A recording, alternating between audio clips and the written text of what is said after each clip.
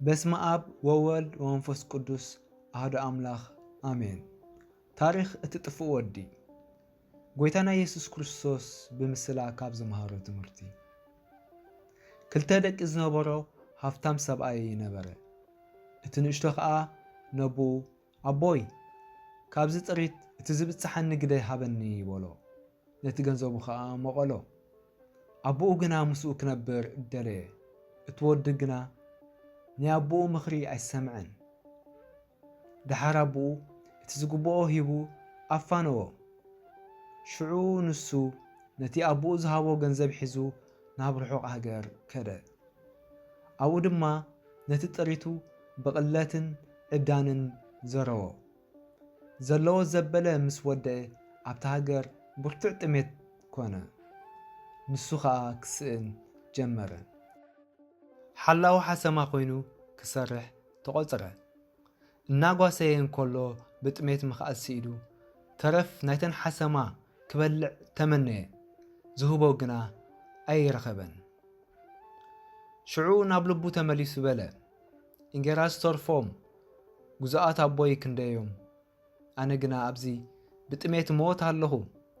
ተንሰየ ደኣ ናብ ኣቦይ ክኸይድ እሞ ኣቦይ ንሰማይን ኣብ ቅድሜኻን ሓጢኣት ገበርኩ፣ ደጊም ወድኻ ክበሃል ኣይበቅዕን እየ፣ ከም ሓደ ግዝኡትካ ግበረኒ ክብሎ ወሰነ። ተንስኡ ናብ ኣቦኡ ኸደ። ኣቦኡ ድማ ገና ርሑቕ ከሎ ረኣዮ እሞ ደንገጸሉ። ጎዩ ከዓ ብክሳዱ ሓኒቑ ሰዓሞ። እቲ ወዲ ድማ ኣቦይ ንሰማይን ኣብ ቅድሜኻን ሓጢኣት ገበርኩ፣ ደጊምሲ ወድኻ ክበሃል ኣይበቅዕን እየ በሎ። ኣቦኡ ግና ነባረቱ ብሉፅ ክዳን ኣምፂኹም ክደንዎ፣ ቀለቤት ኣብ ኣጻብዑ ኣሳኣን እውን ኣብ ኣእጋሩ ኣእትውሉ። እዚ ወደይ ሞይቱ ነይሩ፣ ሓዊኡ ጠፊኡ ነይሩ፣ ተረኺቡ እሞ ስብሕቲ ላም ኣምፂኹም ሕረዱ፣ ንብላዕ ንተሓጐስ በሎም። ክሕጐሱ ድማ ጀመሩ። እዚ ኣብ ላዕሊ ዘሎ ምስላ ክልተ ትርጉም ኣለዎ። ሓደ ብዛዕባ ኣብ ኣቦን ደቁን፣ ካልኣይ ድማ ብዛዕባ እግዚኣብሔርን ሰብን ዘሎ ዝምድና ዝገልጽ እዩ። ልክዕ ከምቲ እቲ ጥፍእ ወዲ ብዕሽነቱ ካብ ኣቦኡ ተፈልዩ ዝነበረ፣ ንሕና እውን ብሰንኪ ሓጢኣትና ካብ እግዚኣብሔር ሰማያዊ ኣቦና ኣዚና ተፈሊና ነበርና። እግዚኣብሔር ግና ፍቕሪ እዩ። መታን ብህይወት ክንነብር ናብኡ እንምለሰሉ መገዲ ኣዳለወልና። ኢየሱስ ክርስቶስ ከዓ መገድን ሓቅን ህይወትን ኣነ እየ፣ ብዘይበኣይ ሓደ እኳ ናብ ኣቦ ዝመጽእ የልቦን በለ።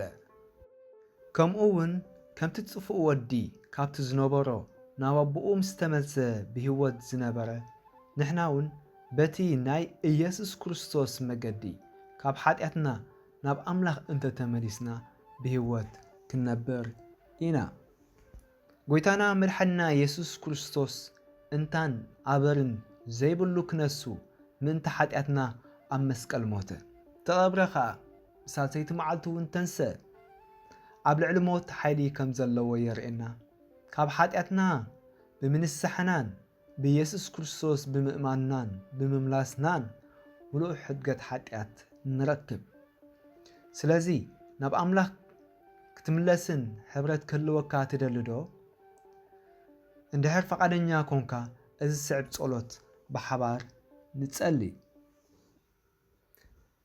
በስመ አብ ወወልድ ወመንፈስ ቅዱስ አሐዱ አምላክ አሜን።